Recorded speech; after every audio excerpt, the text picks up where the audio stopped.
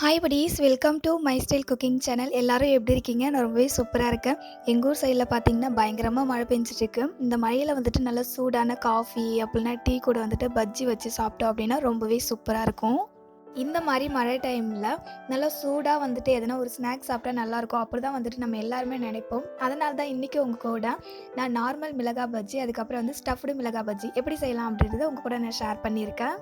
இந்த வீடியோ பார்த்துட்டுருக்க நீங்கள் இப்போ தான் மை ஸ்டைல் குக்கிங் சேனலை ஃபஸ்ட் டைம் பார்க்குறீங்க அப்படின்னா நம்ம சேனலை சப்ஸ்கிரைப் பண்ணிட்டு கூடவே பக்கத்தில் இருக்க பெல் ஐக்கானையும் கிளிக் பண்ணிவிட்டு ஆல் அப்படின்ற ஆப்ஷனை செலக்ட் பண்ணி வச்சுக்கோங்க.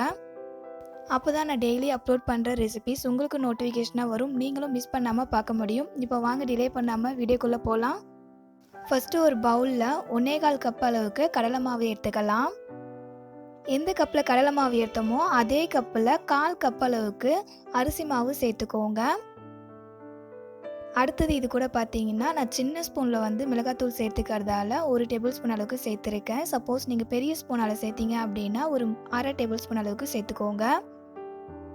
அடுத்தது ஒரு 1/2 டேபிள் ஸ்பூன் அளவுக்கு உப்பு, ஒரு 1/4 டேபிள் ஸ்பூன் அளவுக்கு பெருங்காயத்தூள், அதுக்கப்புறமா 3 டேபிள் ஸ்பூன் அளவுக்கு இட்லி மாவு நல்லா புளிச்ச மாவாக சேர்த்துக்கோங்க. பஜ்ஜி வந்து நல்லா உப்பி வர்றதுக்கு சோடா சால்ட் வந்து சேர்ப்போம் இல்லையா, அதுக்கு பதில் தான் வந்துட்டு இங்கே நம்ம புளிச்ச இட்லி மாவு வந்து சேர்த்துருக்கோம். லாஸ்ட்டாக இதில் கொஞ்சம் கொஞ்சமாக தண்ணி சேர்த்துக்கிட்டு பஜ்ஜி மாவு கன்சிஸ்டன்சிக்கு மாவை நல்லா கரைச்சி எடுத்துக்கலாம். பஜ்ஜி மாவில் வந்துட்டு எப்போவுமே உப்பு வந்து கொஞ்சம் தூக்கலாக இருக்கிற போல் சேர்த்துக்கோங்க. அப்போ தான் பஜ்ஜி போட்டதுக்கு அப்புறமா உப்போட டேஸ்ட் கரெக்டாக இருக்கும். பஜ்ஜி மாவு ப்ரிப்பேர் பண்ணும்போதே உப்போட டேஸ்ட் வந்து கரெக்டாக அளவில் போட்டிங்க அப்படின்னா பஜ்ஜி செஞ்சதுக்கப்புறமா உப்பு வந்து கொஞ்சம் பத்தாத போல் இருக்கும். அதே போல் நான் வந்துட்டு கார மிளகாத்தூள் சேர்த்துக்கிறதால ஒரு 1/2 டேபிள் ஸ்பூன் அளவுக்கு சேர்த்துக்கிட்டேன். சப்போஸ் நீங்கள் காஷ்மீரி ரெட் சில்லி பவுடர் சேர்த்துக்கிட்டீங்க அப்படின்னா தாராளமாக 1லேருந்து 1.5 டேபிள் ஸ்பூன் அளவுக்கு நீங்கள் மிளகாத்தூள் சேர்த்துக்கலாம். பஜ்ஜி மாவு ப்ரிப்பேர் பண்ணியாச்சு. இப்போது இந்த மாவு கன்சிஸ்டன்சி எப்படி இருக்கணும்னு நான் காமிக்கிறேன். ஒரு விரலை வந்துட்டு நம்ம மாவில் டிப் பண்ணி எடுத்தோம் அப்படின்னா இதை போல் நல்லா நம்ம மாவு வந்து கையில் நல்லா ஒட்டி இருக்கணும். அந்த அளவுக்கு இருந்துச்சு அப்படின்னா கரெக்டான கன்சிஸ்டன்சி. அடுத்தது மிளகாய்க்குள்ளே வைக்கிறதுக்காக ஸ்டஃபிங் வந்து ரெடி பண்ணிக்கலாம். அதுக்காக ஸ்டவ் ஆன் பண்ணிவிட்டு ஒரு பேன் மேலே வச்சுக்கோங்க. பேன் சூடானதுக்கு அப்புறமா ஒரு 3 டேபிள் ஸ்பூன் அளவுக்கு எண்ணெய் சேர்த்துக்கோங்க. எண்ணெய் சூடாகி வந்ததும் ஒரே ஒரு மீடியம் சைஸ் வெங்காயம் வந்து கட் பண்ணி இந்த மாதிரி சின்ன சின்னதாக கட் பண்ணி சேர்த்துக்கோங்க. சேர்த்துக்கிட்டு இதை நல்லா வந்து ஒரு கண்ணாடி பதம் வர வரைக்கும் வதக்கி விட்டுக்கோங்க. வெங்காயம் ஒரு கண்ணாடி பதத்துக்கு வதங்கி வந்ததுக்கு அப்புறமா லைட்டாக ஒரு 1/4 டேபிள் ஸ்பூன் அளவுக்கு மிளகாத்தூள் சேர்த்துக்கோங்க.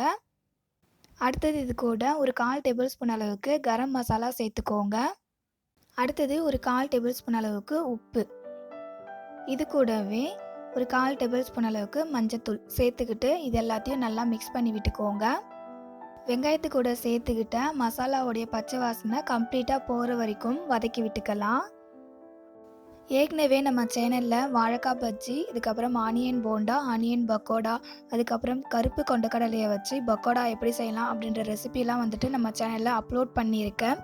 நீங்கள் இன்னும் அதை பார்க்கல அப்படின்னா டிஸ்கிரிப்ஷனில் லிங்க் கொடுக்குறேன், செக் பண்ணி பாருங்கள். பிடிச்சிருந்ததுன்னா நம்ம சேனலுக்கு சப்போர்ட் பண்ணுங்கள். மசாலாவுடைய பச்சை வாசனை போனதுக்கப்புறமா இந்த சைஸில் 3 உருளைக்கிழங்கு வந்துட்டு நான் வேக வச்சு எடுத்து வச்சுருக்கேன். அதை வந்து நல்லா மேஷ் பண்ணி சேர்த்துக்கலாம். நான் வந்துட்டு உங்ககிட்ட எந்த சைஸில் நான் உருளைக்கிழங்கு எடுத்துக்கிட்டேன் அப்படின்றத காமிக்கணுன்றதுக்காக நான் மேஷ் பண்ணலை.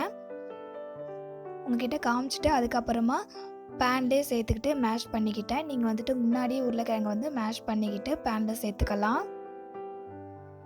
உருளைக்கிழங்கு நல்லா மேஷ் பண்ணதுக்கப்புறமா வெங்காயமும் மசாலாவும் நல்லா உருளைக்கிழங்குல கம்பைன்ட் ஆகி வர அளவுக்கு மிக்ஸ் பண்ணிவிட்டு ஸ்டவ்வை வந்துட்டு ஆஃப் பண்ணிவிடுங்க. இது அப்படியே இருக்கட்டும். அடுத்தது நம்ம மிளகாவை ரெடி பண்ணி எடுத்துக்கலாம். ஒரு மிளகாவை எடுத்து அதில் வந்துட்டு லைட்டாக அந்த மாதிரி கத்தியை வச்சு ஒரு கோடு போட்டுருங்க. உள்ளே இருக்கிற அந்த மிளகாவுடைய விதையை வந்துட்டு ஃபுல்லாக நம்ம ரிமூவ் பண்ணிடலாம். சில பேருக்கு வந்துட்டு அது உள்ளே இருக்கிற விதையோட அந்த பஜ்ஜி சாப்பிட்டாங்க அப்படின்னா பிடிக்காது அப்படின்னு சொல்லுவாங்க. அந்த மாதிரி பிடிக்காது அப்படின்னா இந்த மாதிரி நீங்கள் விதையை வந்துட்டு ரிமூவ் பண்ணிடலாம். அதே போல் நம்ம வந்துட்டு இந்த மிளகாய்க்குள்ளே ஸ்டஃபிங் வைக்க போகிறோம். அதனால் அதோடைய விதையெல்லாம் நம்ம ரிமூவ் பண்ணால் தான் உள்ளே ஸ்டஃபிங் வைக்கிறதுக்கு கொஞ்சம் ஈஸியாக இருக்கும். இதை போலவே எல்லா மிளகாவுமே வந்துட்டு உள்ளே இருக்கிற விதையை வந்துட்டு ரிமூவ் பண்ணிடலாம். மிளகாவுடைய விதையை வந்துட்டு ரிமூவ் பண்ணதுக்கப்புறமா நம்ம ரெடி பண்ணி வச்சுருக்க உருளைக்கிழங்கு மசாலாவை எடுத்து மிளகாக்குள்ளே வச்சுக்கலாம். மிளகாக்குள்ளே ஸ்டஃபிங் வைக்கும்போது நிறையா ஸ்டஃபிங் வந்து நம்ம வச்சிடக்கூடாது. உள்ளே வந்துட்டு அந்த உருளைக்கிழங்கு மசாலாவை வச்சுட்டு நம்ம அந்த மிளகாய் வந்துட்டு க்ளோஸ் பண்ணோம் அப்படின்னா 2மே க்ளோஸ் ஆகணும். அந்த அளவுக்கு உள்ளே ஸ்டஃபிங் வச்சுக்கோங்க. இப்போது நம்ம செஞ்ச இந்த உருளைக்கிழங்கு மசாலா வந்துட்டு 5 மிளகாய்க்கு வந்து ஸ்டஃபிங் வைக்கிறதுக்கு கரெக்டாக இருக்கும். ஸோ இதே மாதிரியே வந்துட்டு எல்லா மிளகாவிலையுமே நம்ம விதையை வந்து ரிமூவ் பண்ணிவிட்டு ஸ்டஃபிங் வச்சு ரெடி பண்ணிக்கலாம். நான் வந்துட்டு 5 மிளகாவில் மட்டும்தான் ஸ்டஃபிங் வைக்க போகிறேன். மீதி மிளகாவில் வந்துட்டு நார்மல் மிளகாய் பஜ்ஜி தான் செய்ய போகிறேன். மிளகாவை ரெடி பண்ணி வச்சாச்சு. இப்போ அந்த மிளகாய் வந்துட்டு நம்ம ரெடி பண்ணி வச்சுருக்க பஜ்ஜி மாவில் டிப் பண்ணி எடுத்து எண்ணெயில் போட்டு எடுத்துடலாம். ஒரு மிளகாவை எடுத்து மாவில் வந்துட்டு இந்த மாதிரி லைட்டாக டிப் பண்ணோம் அப்படின்னா நல்லா மாவு வந்துட்டு மிளகாவில் பிடிச்சிக்கும். இப்போ நம்ம எண்ணெயில் போட்டு பொரித்து எடுத்துக்கலாம். மிளகாவை ரெடி பண்ணிகிட்டு இருக்கும்போதே ஒரு பக்கம் எண்ணெயை சூடு பண்ணுறதுக்கு வச்சுட்டேன். மாவு வந்துட்டு இந்த மாதிரி எண்ணெயில் கொஞ்சமாக போட்டு பார்த்தோம் அப்படின்னா மேலே எழும்பி வரணும்.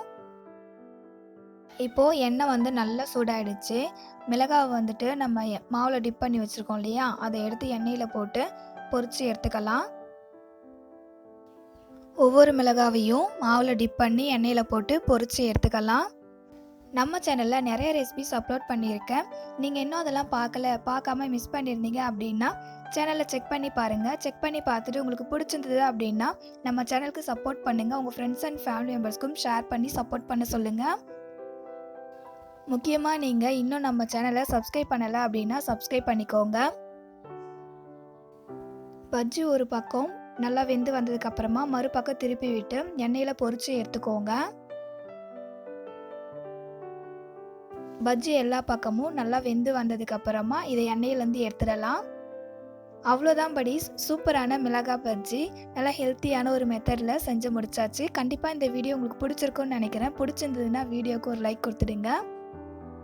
இதே போல் இந்த மிளகாய் பஜ்ஜி ரெசிபியை உங்கள் வீட்டில் நீங்களும் ட்ரை பண்ணி பாருங்கள். ட்ரை பண்ணி பார்த்துட்டு இந்த ரெசிபி உங்களுக்கு பிடிச்சிருந்ததா, உங்களுக்கு எப்படி வந்தது அப்படின்றத கமெண்ட் பாக்ஸில் மறக்காமல் கமெண்ட் பண்ணுங்கள். இந்த வீடியோவை உங்கள் ஃப்ரெண்ட்ஸ் அண்ட் ஃபேமிலி மெம்பர்ஸ்க்கும் ஷேர் பண்ணி அவங்களையும் நம்ம சேனலுக்கு சப்போர்ட் பண்ண சொல்லுங்கள்.